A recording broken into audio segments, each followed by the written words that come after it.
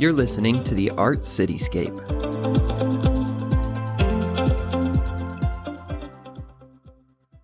Hello and welcome to another episode of the Art Cityscape podcast. This week, Mayor Matt Packard is joined by the new director of the Springville Museum of Art, Emily Larsen. Emily replaced Rita Wright, who served as the director for a decade. The mayor and Emily discuss the successes and outlook for the museum, coming shows, museum funding, public art, and more. Here is that conversation. Well, we'd like to welcome you to our podcast this morning. We appreciate Emily Larsen, who is the new director for the Springville Art Museum. We invited her here so that she could take a moment and not only introduce herself, but talk a little bit about the Art Museum and some of the programs there. So we appreciate her coming here. We appreciate you participating with these podcasts. We hopefully that you find these very helpful. And if you have additional questions, you're more than welcome to give a call into Springville City and to ask the questions or to let us know via social media and let us know in any means that you feel comfortable, questions that you may have, so that if you have topics that you'd like us to discuss, please let us know and we're happy to do that. So Emily, we appreciate you being here and we congratulate you on being named the new director after Rita retired. And we love Rita. She was an incredible director for us, and she loved the arts, and she loves Springville, and we're sad to see her go. We understand why she left, but we just loved her personality and who she was. And I know you worked with her for many years and have a likewise feeling for her. But Emily went through a process, so the citizens know there was a process that actually took place in which we collected as many applicants as we possibly could find from all the means possible. And we went through the process of narrowing that field down. And then some of us were involved in the last interviews with finalists. And we all felt very comfortable that you were to be the new director. And so we congratulate you. And you won that very honorably. So that's great. But if you wouldn't mind taking a moment and just introduce yourself to the citizens, let them know who you are, kind of where you grew up and some of your background and why you're in the arts. And we'll have additional questions after that. So I grew up in North Ogden, Utah, but then came down to school in Utah County and kind of have stayed ever since I started. I actually left high school early one day to come interview at the museum here in Springville for a volunteer internship position that I started just I think a couple weeks after I graduated high school. So I started volunteering and interning here in Springville when I was just 18. And then since then, I just fell in love with the museum. And after I graduated college and I had the opportunity to start working at the museum, at first as the registrar and assistant curator with Rita and the rest of the staff. And then that was 8.5 years ago. And over those 8.5 years, I've worked in a variety of positions at the museum, kind of working my way up. Was the head of exhibitions and programs for a while, and then the associate director. And now I feel really, really lucky and honored to be the director. I love arts and museums, and I really believe in the power of art and museums. I think art can be really transformative and powerful. For me personally, it has been, and I've seen that in our visitors at the museum. And I love Springville and the Springville community and the Springville Museum of Art because it is a community museum. And so all of our programs and exhibitions are really geared for our community, our local Springville community and the Utah arts community. And so we're trying to make it accessible for everyone. We're not necessarily curating big academic shows with these really complicated theses and ideas, but it's really meant to be very meaningful and transformative and relevant to our local audience and local community. Yeah, that's one thing that I've noticed is that lots of galleries around the world, they have different themes and aims and goals and objectives. And I've really appreciated what you and Rita have, and of course, Vern Swanson being a part of making this really Springville. This is a community museum that we share with the world, and this is a reflection of who we are. Yeah. And you don't want something in there, and I think that you've done a masterful job of being able to make sure the reflection is of Springville and people coming from outside know the community that they're a part of. Well, that's wonderful. Well, talk with us a little bit about the great depth that how many Springville citizens come. I mean, there aren't too many times I go by the museum parking lot that I don't find it full. And there's lots and lots of people. And I forget the statistics, but it's a very high percentage of Springville citizens actually come to the museum. Yeah. Do you remember that statistic? I think in the last couple citizen surveys, it's been around 60% of Springville citizens are visiting the museum at least once a year. So I mean, that's incredible. A huge majority, but we want to see that number even grow and be having almost all households visiting the museum each year. Right. Well, the 40% that don't even know what that is, that's pretty great encouragement for them to come. But to have a 60% participation for our community, I think is just an outstanding number. And yes, we do want it higher because it is our museum. Well, tell us a little bit about kind of what made it encouraging for people, 60% to actually come. What are some of the programs that some of the citizens have been involved in and that others might want to involve their families in? Well, I think for the local community, we have a lot of programs that are geared for Springville citizens and that are really popular traditions. Things like the art ball where people dress up and come get to dance to live music at the museum. The Children's Art Festival is a hugely popular event during Art City Days where we put dozens of art projects out on the lawn, and that's a huge tradition. But I think also just our regular exhibitions and programming, coming to things like the Spiritual and Religious Show, the Spring Salon, or the High School Show. The Quilt Show is one that people really, really love, and we get high visitation for that. We do a toddler program every month that's free for kids 2 to 4. It's called Guppy Group, and it's geared for the youngest people in our community, and anyone, young women's, young men's groups, community groups, any kind of group, your family even can book a free tour at the museum where we have our trained docents guiding you through looking at some of the art. So I think there's dozens and dozens of programs that really serve the local community. Yeah, they certainly reach out and touch the different age groups. Mm-hmm. I was impressed that there's an area even where kids can go down into a very special area and do some artwork. Yeah. So we have our studio, which we open a lot during the summer and then other times throughout the year where you can do art projects. But then down in our lower level gallery, we call it the underground, we have some couches and furniture and a bunch of different interactive activities, art making, books that families can come to. And we have families that come and spend a whole day at the museum engaging with the artwork and those activities. And it's especially in the winter when it's really cold, it's a great resource. Yeah. Well, going back in history, Vern certainly took the museum to a great height, and Rita has even raised it to a higher level. So what are your thoughts and plans about increasing the museum and the exposure and the opportunity for citizens to go there? Yeah. So I want to keep the trajectory that Rita and Vern started. I've worked with both of them and really closely with Rita over the last 8.5 years. And I think continuing to follow museum best practice, it's really incredible the level of museum that we have in Springville. Most cities in Utah don't, I would say no other city in Utah, of our size especially, but in general has a museum of this stature. So it's a really unique kind of jewel of the city, in my opinion.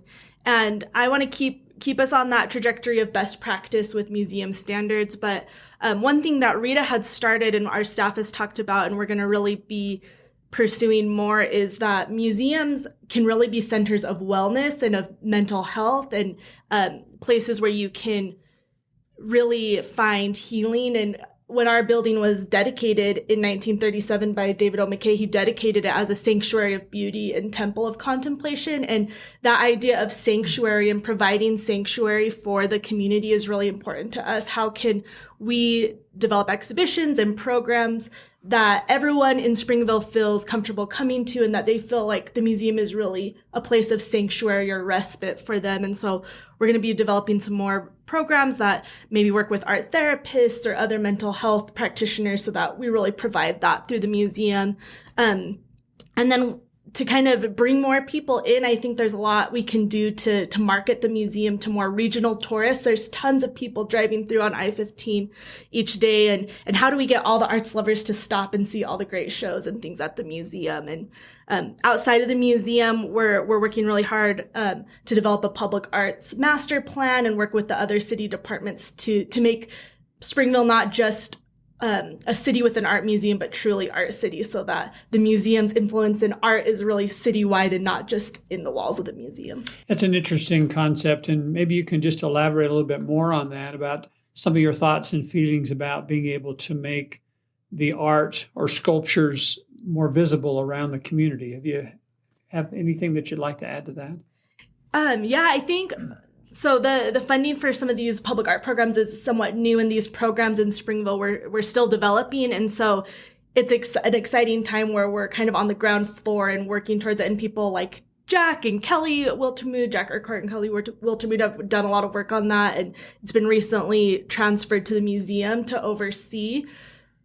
And I feel like I'm kind of rambly talking about this, That's not good. very straight, but there's so many things we can do to really elevate the arts in Springville and make them more visible. So we're working on some murals. We're going to be working on identifying places to do more large-scale public sculpture and art installations. What does programming look like? Do we do more performing arts and visual arts throughout the city in different locations? And it's a real collaborative effort among lots of departments in the city. But I think from the council to the directors to the staff, I think everyone right now is invested in really making Springville truly art city. And that's exciting to be a part of.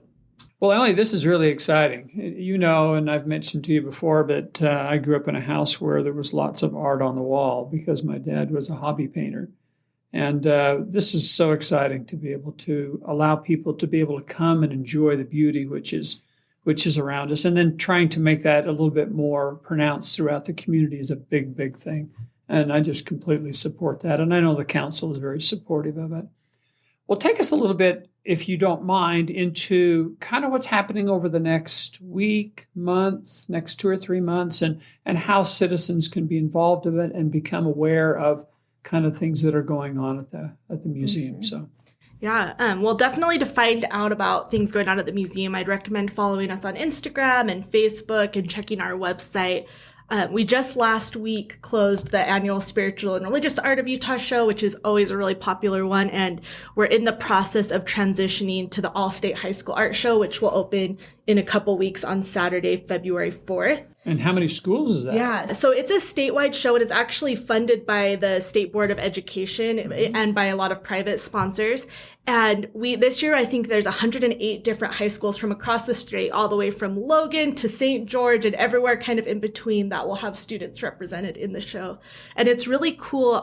Each of Utah's congressmen, their congressional offices give an award through the show. The state Senate gives a big award. And then, like I said, a lot of different private sponsors and sponsor scholarships. And it's really exciting because students from across the state really get to see what it's like to participate in a professional museum show. And for Springville citizens, what's really exciting is it's one of the largest exhibitions of high school art in the state. And you really get to come see the best art being made in high schools across Utah here. So for anyone with young kids, teenagers who's interested in art, or anyone who just wants to be blown away by the talent and the thoughtfulness of Utah's youth, should come see the show. And it will be open February 4th through March 24th.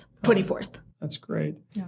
I had not gone to it until last year. Mm-hmm. And it's a big production. Yeah. It is a very, very big production. It means a lot to these young people for the support and to be recognized. Yeah, we hear that it's life-changing for a lot of these students. And I have to say, Springville High School, we did the math last week. We did all the jurying. And this week is when they bring what's been accepted. And Springville High School did really, really well this year. They're going to be really well represented in the high school show. So we want to go support our Red Devils, too. That's great. And it was all outside jurors, so there's no prejudice. no prejudice or bias, but that's exciting. Good. Now, after that, is it the April Salon? Yeah, so then we'll get ready for the Spring Salon, which is one of the most competitive juried shows for professional artists in Utah. So we usually get about 1,000 entries for that show, again, from artists all across the state.